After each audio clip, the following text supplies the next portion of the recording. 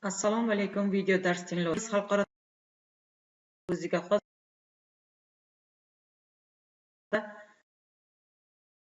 isbotlashadi. Bugungi tadqiqot foydalaniladigan topshiriqlar metodikasi, tadqiqotda qo'llanadigan badiiy va ilmobob matnlar, ularning tahlili, Perlis xalqaro tadqiqotiga tayyorgarlik ishlari. Perlis nima? Perlis xalqaro o'quvchilarning o'qish savodxonligini baholash bo'yicha tadqiqot hisoblanadi. Perlis tadqiqoti ilk bora 2001-yildan boshlab har bir 5 yilda bir marotaba o'tkaziladi.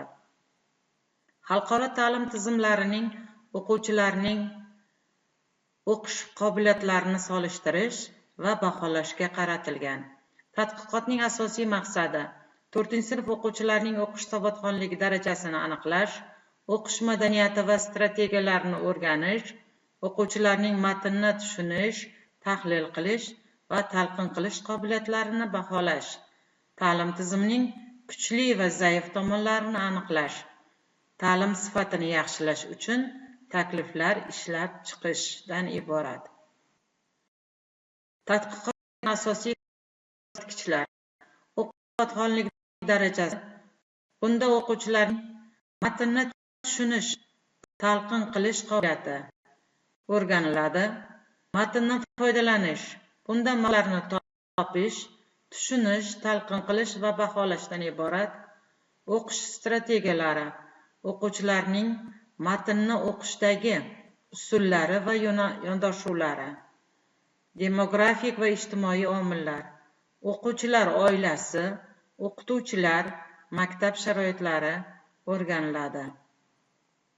Tadqiqot metodologiyasi. Standart testlar orqali o'quvchilarning o'qish savodxonligi baholanadi. Matn turlari, badiiy va ilmiy ommabop matnlar qo'llaniladi.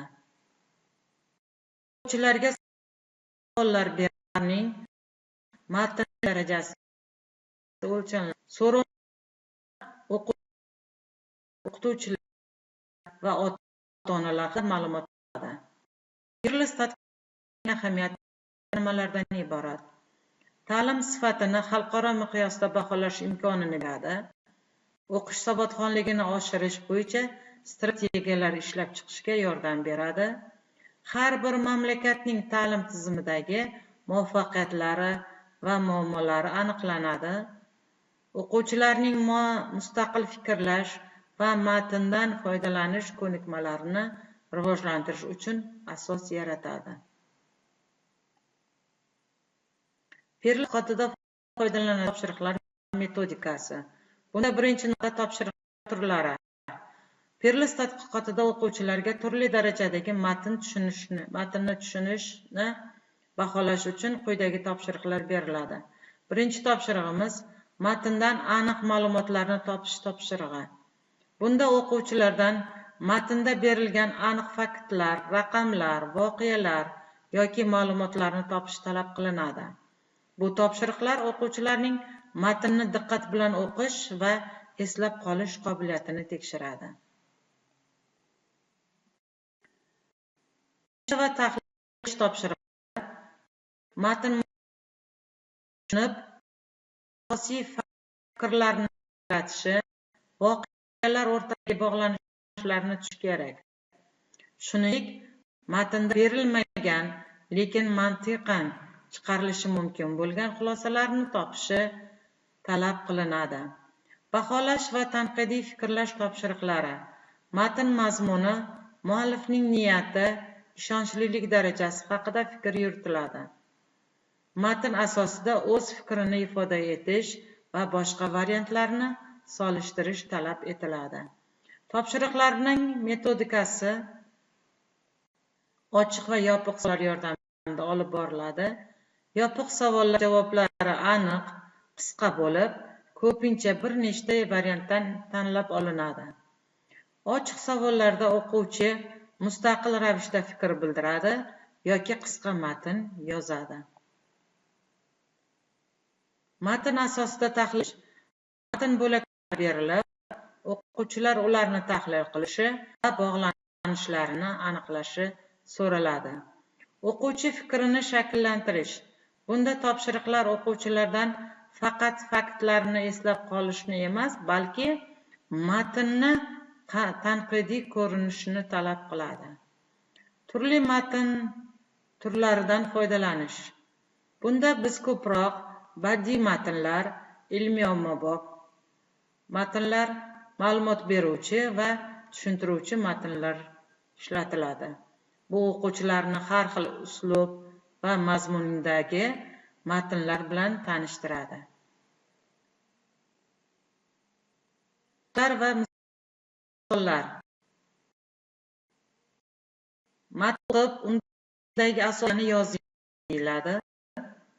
Matnda bo'lmagan, lekin mantiqan chiqarilishi mumkin bo'lgan javoblar topiladi. Muallif nima demoqchi ekanligi tushuntiriladi. Matndagi ma'lumotlar bilan o'z tajribangizni solishtiring. Matnning boshqa turdagi qanday bo'lishi mumkinligini tasavvur qiling. Topshiriqlarning ta'lim jarayonidagi o'rni. O'quvchilarning o'qish savodxonligi har tomonlama rivojlanishiga xizmat qiladi. Mustaqil fikrlash va tanqidiy fikrlash ko'nikmalarini shakllantiradi. O'quvchilar uchun o'quv jarayonini samarali tashkil etishda yo'l-yo'riqlar berib o'tiladi. Vaqtida qo'llanilgan matnlar ularning tahlili. Matn turlarida asosan badiiy matnlar.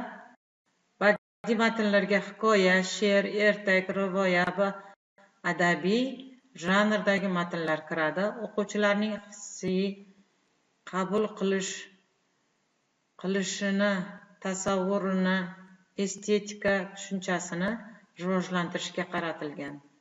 Muallifning tuyg'ulari, fikrlari va obrazlari orqali o'quvchi bilan muloqot o'rnatadi. O'quvchidan obrazlar, xarakterlar, voqealar o'rtasidagi bog'lanishlarni anglashni talab qiladi. Ilmiy-ommabop matnlar beruvchi ta'lim matnlari o'quvchilarga aniq, ishonchli, tizimli ma'lumotlarni yetkazishdan iboratdir. Faktlar, sabab, natijalar, munosabatlar, izohlar asosida tuziladi.